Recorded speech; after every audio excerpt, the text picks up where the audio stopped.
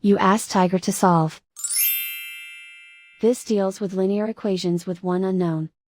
The final result is y equals -33. Let's solve it step by step. Group all constants on the right side of the equation. Subtract 6 from both sides. Simplify the arithmetic.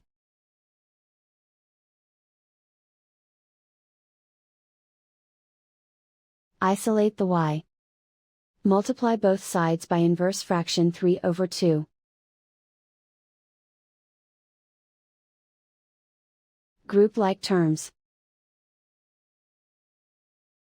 Multiply the coefficients. Simplify the fraction. Multiply the fractions. Simplify the arithmetic. And so the final result is y equals -33.